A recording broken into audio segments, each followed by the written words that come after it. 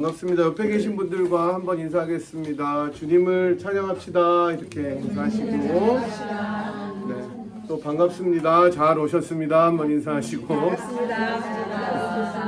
네, 다 잘들 지내셨죠? 네, 지난주에 못 뵀는데 또 이렇게 뵈니까 다시 반갑고 또 감사합니다. 지난주에 엄청 더웠던 것 같은데 그 목요일인가요? 금요일에 90몇 도까지 올라갔었는데. 아까도 뭐 잠깐 얘기했지만 올여름 무척 덥답니다. 올여름 더운데 건강 각별히 조심하시고 또 일터에서 또 더우신 분들 미리 또 잘 예비하셔서 뭐 피할 길은 없겠으나 그죠? 네, 마음이라도 시원하게 지내셨으면 좋겠습니다. 오늘은 저희들이 사사기 강의 욕망의 시대에 들리는 하나님 말씀 14번째 시간으로 잘못된 만남이라는 제목으로 하나님의 말씀을 전하도록 하겠습니다. 여러분, 우리가 이제 육상이라고 하면 이제 미국에서는 영어로 트랙 앤 필드라고 이야기를 하는데 그 육상 중에서 그 가장 인기를 끄는 종목이 뭔 거 같습니까? 뭐가 제일 재밌어요?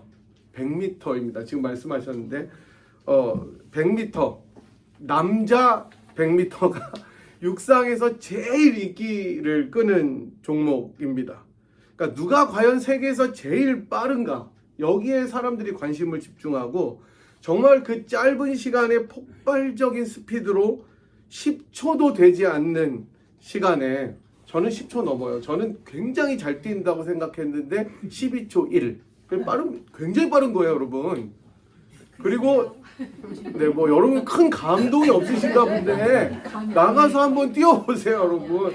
그리고 저와 같이 룸메이트로 사시는 분은 20초가 넘으시는 놀라운 기록을 가지고 계시기 때문에 저는 12초 이름은 다 놀라요, 여러분. 근데 여러분 놀라는 척이라도 하셨어야 되는데 12초든 21초든 네. 그랬는데 이 뛰는 선수들은 10초도 되지 않는 시간에 결승점으로 다 같이 들어와 버립니다. 그런 스릴을 즐기면서 관중들이나 시청자들은 열광합니다. 그 짧은 시간을 위해서 선수들은 수많은 시간을, 올림픽이라면 4년을 땀 흘려 연습하고 10초보다 적게 뛰는 그 시간을 위해서 4년을 연습하고 근육 운동도 하고 음식 조절도 하고 컨디션을 다 체크하면서 준비합니다. 21세기에 들어온 2000년대에는 여러분이 잘 아시는 자메이카의 우샤인 볼트라는 선수가 천둥이죠, 볼트. 근데 얘는 볼트는 그야말로 독보적인 존재였습니다. 무조건 1등이었어요, 볼트가 뛰면. 그러니까 여러분 유튜브에 우샤인 볼트 치면은 진짜 빨라요. 그러니까 이만큼씩 100m에서 이만큼씩 차이 나는 게 굉장히 어려운 일인데 쭉쭉쭉쭉쭉쭉 나갑니다, 혼자. 그래서 이 선수에게만 관심이 쏠렸어요. 그러니까 없어요. 다른 2등에게는 관심이 안 가요. 너무 빠르니까. 하지만 1980년대에는 이 100m의 라이벌 구도가 있어서 굉장히 재미가 있었습니다. 특히 우리나라에서 1988년에 뭐가 열렸죠? 올림픽이 열렸는데 서울 올림픽의 남자 100m 경주는 지금까지 100m 경주 사상 모든 100m 경주 중에 가장 백미로 꼽혔던 경주였습니다. 당시에 온 세계를 휩쓸고 지금도 여러분이 기억하시는 이 네모난 머리 있죠? 이렇게 벽돌같이 딱 흑인들을 깎는 머리에 칼 루이스. 들어보셨죠? 칼 루이스. 네, 칼같이 딱 잘랐어요.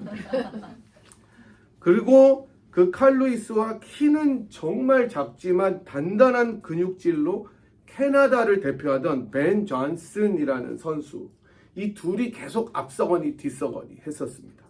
그래서 1988년 서울올림픽 100m에 이 두 선수가 섰을 때 관중들은 열광하고 숨을 죽이고 난리가 났고 미국 캐스터도 흥분해서 오케이 right now 막 이러면서 막 준비하고 있었습니다.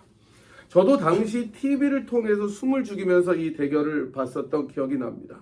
긴장된 모습으로 출발점에 딱 선수들이 이제 출발 총성을 기다리다가 총성이 울리자 일제히 출발을 했습니다. 원래 3번, 8레인이 있는데 3번, 4번이 제일 잘 뛰는 애들이에요. 3, 4, 5. 근데 이제 힘을 조절해가지고 3, 4, 5에 안 쓰려고 하는 사람도 있어요. 야, 그게 조절이 되나 봐요. 우리는 한 번 뛰고 나면 토하잖아요. 근데 조절해서 어쨌든 칼 루이스는 3번에, 벤 존스는 6번에 서서 뛰어갑니다. 총성이 울리니까 같은 속도로 쫙 뛰어나갔는데 중간 지점을 지나니까 이 벤 존슨이라는 선수가 정말 상대도 안 되게 막 치고 나가는 거예요. 그래서 그 선수들의 표정을 클로즈업해서 찍었는데 칼 루이스가 뭐라고 시부렁시부렁해요. 저게 말이 돼? 막 이런 것 같아요. 아니, 그러니까 뛰면서도 이게 비슷해야 이게 이렇게 들어오잖아요. 근데 너무 빨리 가니까 들어오면서 옆을 이렇게 쳐다보면서 저게 말이 돼? 말이 돼? 이렇게 뛰는 그 표정이 그대로 나옵니다. 유튜브에 보시면 나옵니다. 벤 존스는 손을 올리면서 먼저 들어옵니다. 기록이 얼마였는지 아십니까? 9초 34. 야, 우리가 50m 뛰어도 그렇게 못 뛸 것 같은데 인간이 이렇게 빨리 달릴 수 있을까? 우사인 볼트가 9초 58이었어요. 그게 지금 세계 신기록이에요. 근데 9초 34. 관중들은 열광하고 캐나다 국기를 들고 자랑스럽게 금메달을 목에 걸었습니다. 그런데 이 벤 존스는 하루가 지나지 않아서 금메달을 박탈당합니다. 그것은 바로 도핑 테스트에 걸렸기 때문이에요. 선수들이 경기를 위해서 금지 약물을 복용했는지 검사하는 게 도핑인데 이 테스트에서 가장 강력한 금지 약물을 복용했던 것이 발각되었기 때문이었습니다. 하루 후에 벤 존슨은 부끄러움 속에 메달을 박탈당하고 신기록도 캔슬되고 출국하게 되어서 9초 34는 아무런 의미가 없어지고 지금 우사인 볼트가 가지고 있는 9초 58이 세계 신기록입니다. 기록을 내고 라이벌을 이겨버리려는 욕심과 욕망으로 해서는 안 될 일을 저지른 거죠. 안 되는 줄 알면서 왜 그랬을까? 그 결과는 참담하고 수치스럽게 끝나버린 일이었습니다. 오늘 저희들이 살펴본 본문에 나오는 삼손의 이야기는 벤 존슨의 이야기처럼 그 맥락을 같이 하고 있다고 볼 수 있겠습니다. 하나님의 은혜와 섭리 가운데 이스라엘의 사사로 부름을 받아서 출생하고 나시린으로 자라게 된, 즉 하나님께 바쳐진 사람으로 자라났던 삼손은 이제는 장성한 청년이 된 것으로 보입니다. 시간이 많이 흘렀습니다. 우리는 한 주 쉬었지만 삼손은 훨씬 더 많은 시간 동안 청년이 되었던 것이죠. 삼손은 어느 날 딥나라는 지역으로 내려가서 블레셋 사람의 딸들 가운데 한 여자를 보고 마음에 들었다고 합니다. 여기서 나오는 딥나라는 이 지역은 이스라엘과 블레셋의 접경 지역입니다. 그래서 당시에는 아마도 블레셋 사람들의 통제 아래 있었던 것으로 보였는데 아마 삼손은 굉장히 용기 있고 뭐라 그러죠? 이게 무예도 뛰어난 것 같아서 일단 힘이 세잖아요. 블레셋 사람들을 무서워하지 않았던 것 같습니다. 대부분 접경으로 가지 않잖아요. 위험하니까. 근데 그쪽까지 내려가서 쭉 놀다가 블레셋 여인을 보았었습니다. 이 여인을 보자마자 자신의 삶에 나비처럼 날아왔던 천사 같은 여인이라고 생각했던 것 같습니다. 그리고 다시 그 여인을 마음에 품고 집으로 돌아와서 부모님에게 이 여인과 혼인하게 해달라고 허락을 구합니다. 여러분, 저는 아직까지 그런 경험이 없어서 모르겠는데 여러분의 자녀분들 중에 내가 이 남자애가 또는 이 여자애가 마음에 드니까 결혼하게 해주세요 라고 물어보면 기분이 어때요? 좋아요. 좋아요? 네. 저는 아직 경험이 없어서 모르겠는데 여러 가지 감정이 이렇게 교차할 것 같아요. 이제 드디어 네가 짝을 찾아 떠나는구나. 섭섭하기도 하고 기쁘기도 하고 그럴 것 같아요.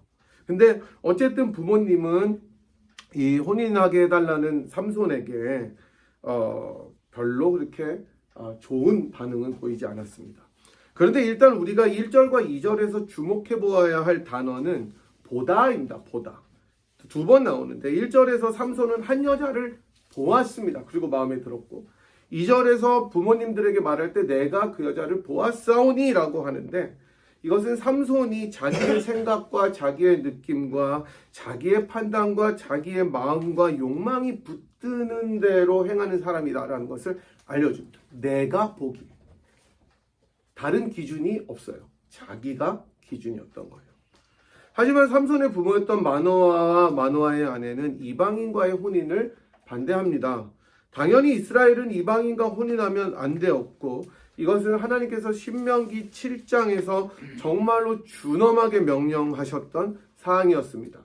그러니까 다른 이방인이기 때문에 결혼하지 말라는 것이 아니라 이방인이 다른 믿음을 가지고 있기 때문에 이방인과 결혼하면 안 된다는 것이었죠.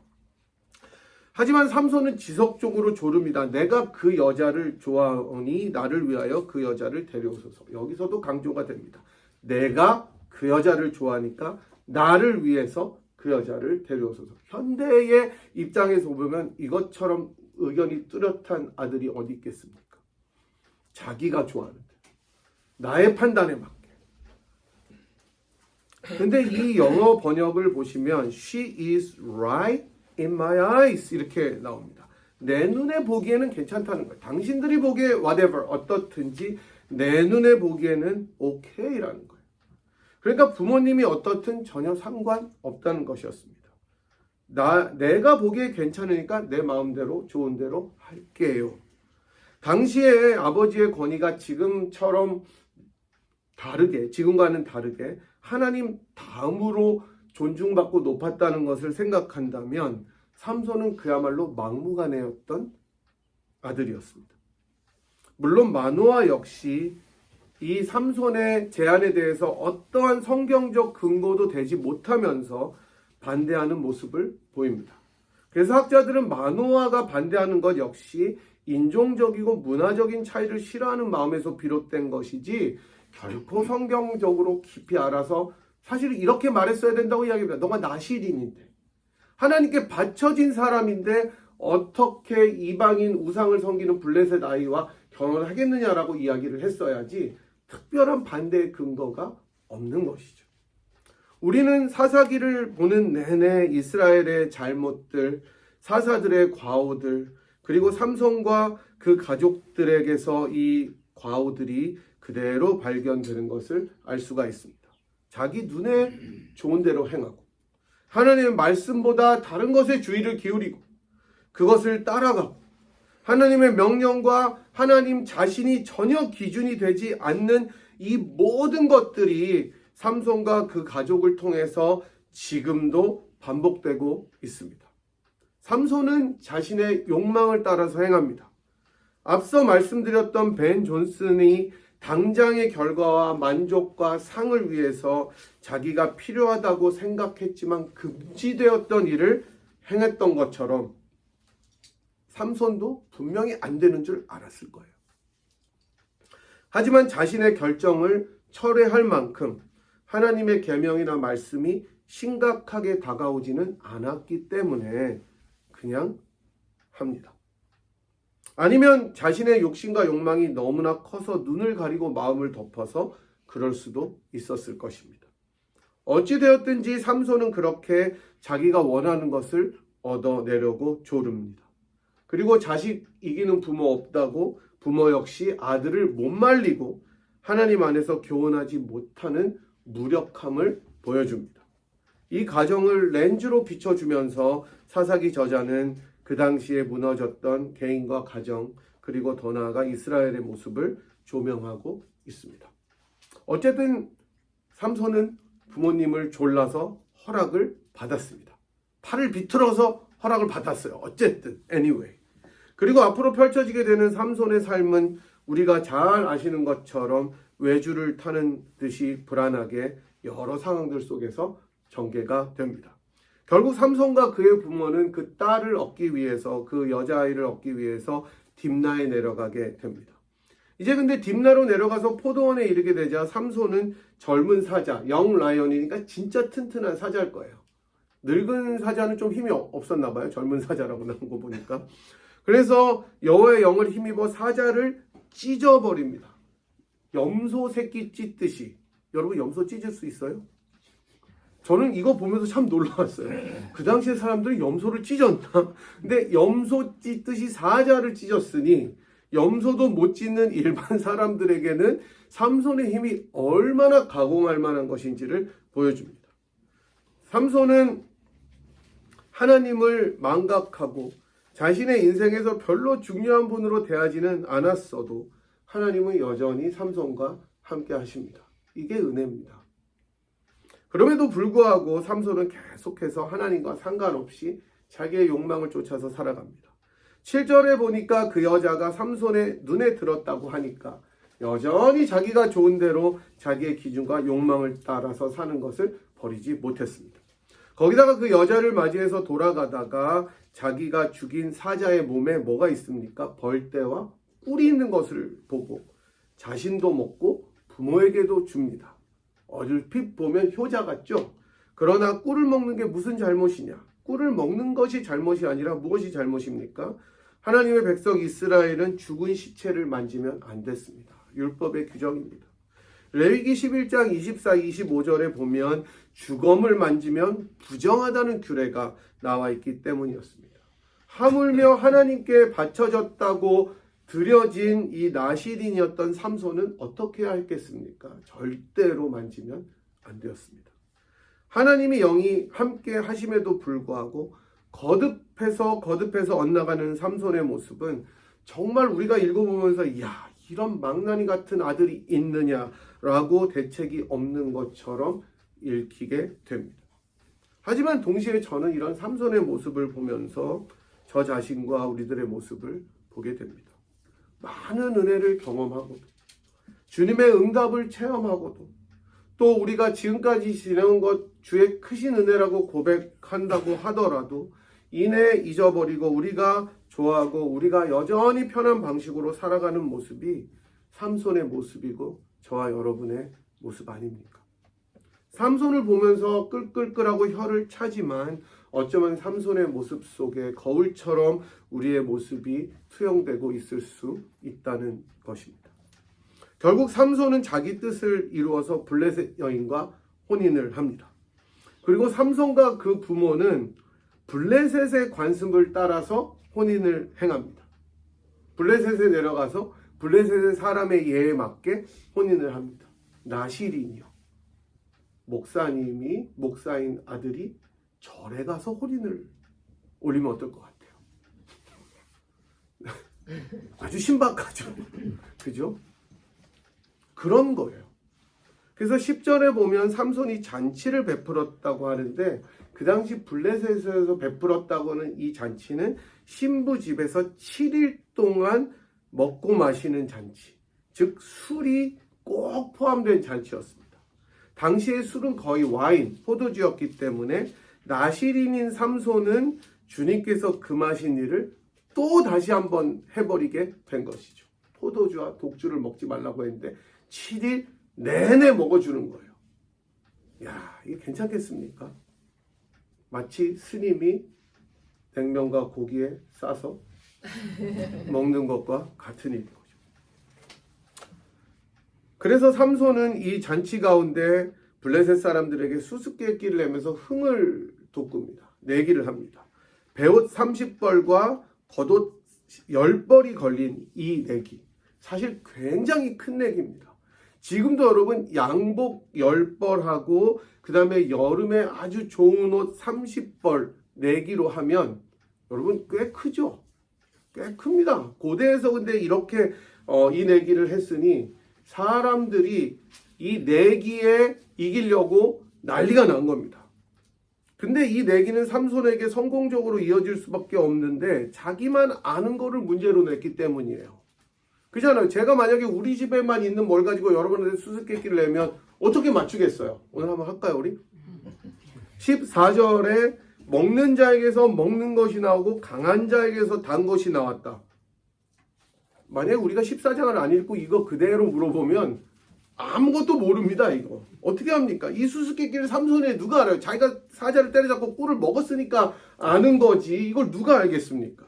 사자가 그리고 꿀이 답인 것을 알고 낸 이 수수께끼를 아무도 맞힐 수가 없었습니다. 꽤 큰 재물이 걸렸기 때문에 수수께끼를 풀지 못한 블레셋 사람들은 굉장히 조급해집니다. 이 큰 돈을 지불해서 옷을 사줘야 되는데 이스라엘이랑 원수인데 싫은 거예요. 자기 동족의 여인을 와이프로 준 것도 짜증이 나는데 거기다가 혼수품까지 자기네들이 줘야 되는 지경에 이르렀으니 얼마나 짜증이 납니까? 그래서 이 사람들은 같은 동족인 삼손의 아내를 통해서 답을 알아냅니다. 협박도 하고 위협도 하고 불사르겠다고 이야기를 하고 니네가 우리한테 그야말로 다 뜯어내려고 그런 거 아니냐라고 하면서 너 빨리 가서 신랑한테 물어봐. 결국 이 동족의 위협과 동족을 배반하기 힘들었던 삼손의 아내는 신랑에게 울면서 조릅니다. 여러분 같으면 울며 조르지 않아도 자발적으로 말하겠죠. 이렇게 와이프들이 눈을 뜨고 계시면 그냥 알아서 답을 주는 역사가 있지만 삼손은 꽤 완고해서 절대로 안 해줍니다. 그러자 이 아내는 애걸복걸하며 울며 불며 조릅니다. 결국 아내의 요청을 들어주고만 삼손은 그 사람들이 답을 다 맞추고 거봐라 사자고 꿀이지 하니까 그 답이 아내로부터 나온 것임을 이미 알았고 심히 분노합니다. 그리고 주님께서 자기에게 허락하셨던 힘을 어디에 활용하느냐? 개인적인 복수에 활용합니다. 자기의 성질을 이기지 못하고 현대적인 용어로 분노 조절 장애라고 하더라고요.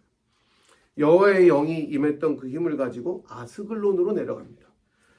여러분 아스글론은 블레셋의 가장 심장부였습니다.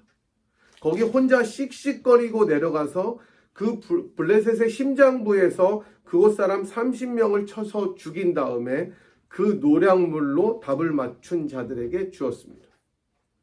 배옷 30벌, 겉옷 10벌을 죽은 사람들한테서 뺏어서 갖다 줘버립니다. 끝내주죠. 깡패예요. 그냥 가가지고 때려 죽이고 벗겨서 갖다 준 거예요. 그런 다음에 심히 노해서 분노해서 집으로 올라가 버립니다. 여러분 그림이 그려지죠. 그리고 그렇게 삼손의 눈에 들어서 결혼까지 하게 되었던 그 블레셋 여인은 20절에 보니까 삼손의 친구였던 친구에게 준바되었다. 여인의 아버지가 삼손이 올라가 버리니까 자기 집이 해를 당할까 봐 삼손 대신 다른 남자를 찾아서 아내를 줘버렸습니다. 그리고 이 사건은 다음에 이어지는 15장에서 또 다른 비극으로 이어집니다. 잘못된 만남입니다. 이렇게 삼손이 탈선한 기차처럼 막 나가게 행동했던 것은 입다의 사건처럼 여기서도 하나님은 온데간데 없이 계시지 않음을 알려줍니다. 하지만 사사기 저자는 이 모든 사건을 말하면서 가장 중요한 부분을 말해주는데 그것이 4절입니다. 4절 우리 같이 한번 읽어보도록 하겠습니다. 4절이 굉장히 중요한데 4절 한번 같이 읽어볼게요. 시작. 그때에 블레셋 사람이 이스라엘을 다스린 까닭에 삼손이 틈을 타서 블레셋 사람을 치려 함이었으나 그의 부모는 이 일이 여호와께로부터 나온 것인 줄을 알지 못하였더라. 아멘. 여러분 이 4절을 얼핏 보면 삼손이 블레셋 사람을 치기 위해서 일부러 블레셋 여인과 결혼하려고 하는 것처럼 읽을 수가 있습니다. 하지만 4절의 보다 정확한 의미는 삼손과 그 가정으로 대표되는 이스라엘이 자기 눈에 보이는 대로 행하고 욕망을 따라 살아가고 하나님을 배반하는 죄에 대한 책임과는 별도로 하나님은 그 모든 악함과 불순종에도 불구하고 자기의 백성과 맺으신 언약에 신실하신 분이다라는 것을 알려주고 계십니다. 다시 말씀드리면 분명히 언약 백성으로 살아가는 우리들은 하나님에 대한 의무와 충성과 순종의 의무를 다해야 됩니다. 예수 믿으면 착하게 살아야 돼요. 예수 믿으면 손해보더라도 정직하게 살아야 돼요. 예수 믿으면은 내가 핍박을 받더라도 주님만을 붙들어야 돼요. 그게 언약 백성의 의무고 순종입니다. 그렇지 않을 경우에 죄의 열매를 먹으면서 살아가는 것이 당연합니다. 여러분 다윗을 보십시오. 그렇게 하나님 마음에 합하고 좋은 왕이었다고 할지라도 밧세바를 악한 계략으로 취하고 범죄하였을 때 그 밧세바를 통해 낳은 아들은 어떻게 됩니까? 죽어버립니다. 이게 죄악의 열매예요. 이런 것들은 모든 사람들에게 물론 동일하게 일어나지는 않지만 분명히 죄악의 결과였습니다. 그래서 주님의 백성들은 죄를 지으면 안 돼요. 이스라엘 백성들 역시 선지자들을 통해 끊임없이 하나님께로 돌아오는 음성을 들었지만 불순종으로 일관하고 결국 그들은 포로 생활을 경험하게 되어버립니다. 여러분, 죄는 분명히 책임이 따릅니다. 삼손도 그랬어요. 나중에 삼손의 내러티브를 보면 삼손이 그 많은 잘못을 하니까 두 눈이 뽑혀가지고 묶여있게 됩니다. 그게 삼손의 죄악의 결과였어요. 입다의 죄악의 결과는 뭐였을까? 자기 딸을 죽음에 이르게 하는 거였어요. 기드온의 죄악은 그 아들이 자기들의 나머지 아들들을 다 죽여버리는 것으로 끝났습니다.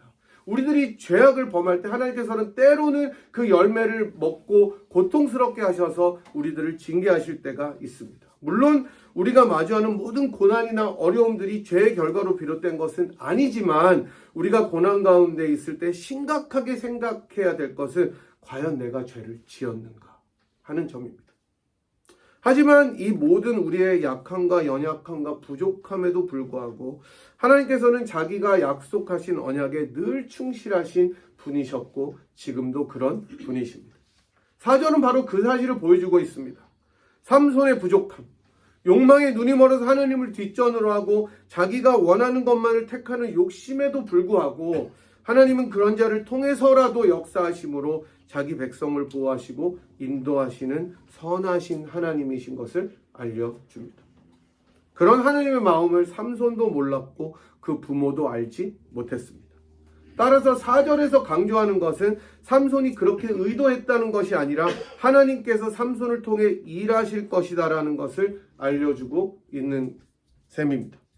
바로 이러한 사실 때문에 우리가 앞서 살펴보았던 수많은 삼손의 잘못들이 그의 욕망을 따라가는 삶이 눈에 보이는 것을 취하고 잘못된 판단을 해서 잘못된 만남을 가진 것들이 여호와의 사람인 나실인의 삶을 살지 않는 그 모습이 분노 조절 장애 때문에 하나님의 주신 힘을 그릇되게 사용하는 그 어리석음이 그리고 심지어 그 부모의 잘못한 자식 교육에도 불구하고 하나님은 그런 사람들을 통해서라도 자기 백성을 지키신다는 것을 보여주고 있습니다.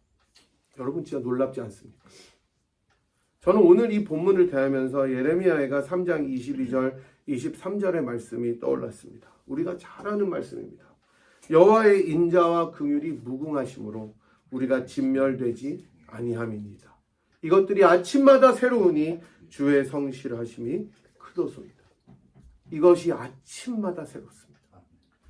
인자와 긍휼이라고 번역된 히브리어 헤세드는 한마디로 표현할 수 없는 하나님의 인자, 사랑, 지속적 은혜, 긍휼을 통틀어 일컫는 말입니다. 언약에 기반해서 당신의 신실하심을 그 백성들에게 베풀어 주시는 헤세드 없이는 우리가 한순간도 살 수 없다는 고백이고 하나님의 이 헤세드는 우리를 떠나지 않고 아침마다 새롭게 또 아침마다 새롭게 하나님의 성실하심을 증거합니다. 사실 여러분 우리가 하나님의 긍휼하심이 없다면 우리가 어제만 해도 죄를 지은 것이 얼마나 많이 있을 텐데 이 아침에 하나님께서 인자와 긍휼로 우리들을 새롭게 하지 않으셨다면 우리가 어떻게 살아서 예배를 드릴 수가 있겠습니까? 그 하나님의 인자하심과 긍휼하심과 돌보심이 없었다면 이 험한 이민사회를 우리들이 어떻게 오늘날까지 걸어올 수가 있었겠습니까? 이것이 아침마다 새롭습니다. 그래서 예레미야는 찬양합니다. 주의 성실하심이 어떻다고요?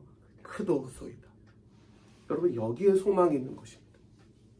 삼손처럼 눈에 보이는 대로 나의 마음에 옳다고 생각하는 대로 하나님도 고려하지 않고 주목하지 않고 사는 인생들에게 자기의 백성만이라는 그 이유로 성실함과 신실함으로 지키시는 하나님의 헤세드 때문에 우리가 오늘도 살아갈 수가 있는 것입니다.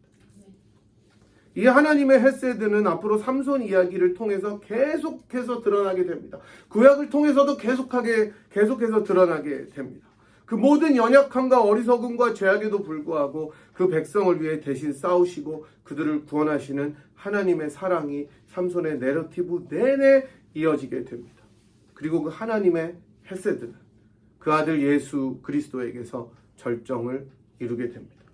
자기를 십자가에 못 박으라고 외쳤던 그 무리들을 위해서, 아무 죄도 없이 이 땅에 자기 사람들을 위해서 오신 구세주를 조롱하고 채찍질하고 침뱉고 때렸던 그 사람들을 위해서, 저와 여러분을 위해서 아무리 불러도 불순종의 자녀로 살겠다고 다짐했던 그 사람들을 위해서, 어둠에 거하기를 원했던 자들을 위해서 가장 험하고 고통스러운 십자가를 지신 아들 예수님을 통해서, 그 구원의 피를 통해서 아버지께서는 자신의 헤세드를 가장 진하게 표현하시고 부어주셨습니다. 그러니 어떻게 감사하지 않을 수가 있겠습니까? 이런 하나님 앞에 여전히 내가 잘못해도 그분은 지켜주시니까 지금 그대로 살자, 이렇게 이야기할 수가 없는 것입니다. 그럴 수가 없는 거예요. 은혜를 더하게 하려고 죄에 거할 수 없다고 외치는 바울의 고백처럼 이제는 그렇지 않고 하나님의 뜻을 쫓아 살아야 되는 것입니다. 이제 말씀을 정리해 보겠습니다. 오늘 본문을 통해서 우리는 그야말로 막 나가는 인생, 그 인생을 사는 한 사람 삼손을 보게 됩니다. 하나님의 사람으로 부르심을 받았는데 그 부르심을 뒤로하고 자기의 욕망을 따라 살아가는 그런 사람 삼손이었습니다. 그는 거듭해서 잘못된 선택을 하고 잘못된 만남을 이루고 결국 자신을 파멸의 구렁텅이로 몰아넣습니다. 하지만 동시에 그런 사람을 통해서라도 자기 백성을 돌보시고 구하시는 신실한 하나님의 은혜와 사랑을 보게 됩니다. 헤세드의 사랑으로, 언약의 신실하신 은혜와 긍휼로 그 백성을 인도하시는 하나님의 모습은 우리 인간의 죄악과 너무나 뚜렷하게 대조가 됩니다. 여러분, 그래서 소망이 있습니다. 사람을 보며 세상을 볼 때 나를 보면 아무 소망이 없지만 그런 나를 구하시기 위해 이 아들을 아끼지 아니하시는 하나님을 보고 나를 위해 기꺼이 십자가를 지신 그리스도를 볼 때 소망이 있는 것입니다. 그 헤세드의 사랑을 받은 자답게 잘못된 선택으로 잘못된 만남을 하면서 멸망의 길과 파멸의 길을 걷지 않고 하나님의 손을 잡고 험하더라도 굳세게 믿음의 여정 속에 영광의 길을 바라보며 주님과 동행하는 우리 모두가 되기를 주님의 이름으로 간절히 축복합니다. 아멘. 들으신 말씀 생각하시면서 한번 기도하겠습니다. 하나님, 우리가 헤세드의 사랑을 더 깊이 마음에 새기고 우리의 마음과 판단에 행하는 대로 원하고자 그렇게 가는 마음이 있다면 돌이켜 주님을 바라보고 주님의 뜻을 이루어달라고 그렇게 살아가는 인생 되게 하여 주옵소서. 우리 교회가, 우리 가정이 하나님의 뜻 안에 충만하게 거하는 교회와 가정 되게 하여 주시옵소서. 헤세드의 사랑이 넘치는 그런 가정과 교회와 내가 되게 하여 주시옵소서. 시간 같이 기도 제목으로 함께 기도하도록 하겠습니다. 하나님 아버지, 삼손의 모습이 안타깝고 또 어떨 때는 한심한 것처럼 보이지만 우리들 삶 속에서도 동일한 모습들이 발견되는 것을 보면서 주님 앞에 다시 한번 회개합니다. 주님을 믿는다고 하면서도 우리들의 판단을 쫓아 행하고 우리들이 원하는 것을 가지고자 노력하면서 하나님께 구하지 아니하고 물어보지 아니하는 저희들의 죄악을 주님 앞에 토설하오니 하나님 용서하여 주시옵시고 다시 한번 저희들이 주님 앞에 정결한 그릇으로 쓰임받을 수 있도록 인도하여 주시기를 원합니다. 그러한 저희들의 연약함과 죄악에도 불구하고 아침마다 새로운 성실하신 헤세드로 저희들을 인도하시는 하나님께 감사를 드립니다. 그 사랑 안에 저희들이 거하며 감격하며 이제는 나를 위하여 십자가를 지시고 부활하신 그리스도를 위해 살겠다는 다짐으로 저희들이 결단하였사오니 주님, 저희들의 마음을 새롭게 하여 주시어서 이제는 저희 자신을 위해 사는 삶이 아니라 그리스도를 위하여 살아가는 삶을 살도록 축복하여 주시옵시고 그러한 가정, 그러한 교회가 되도록 은혜 내려 주시옵소서.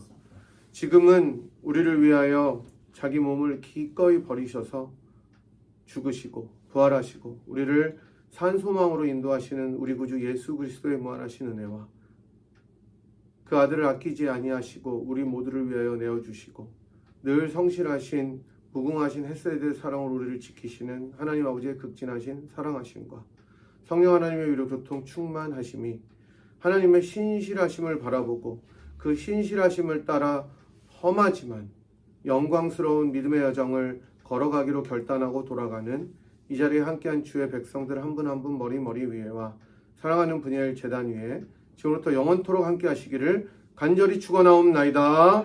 아멘.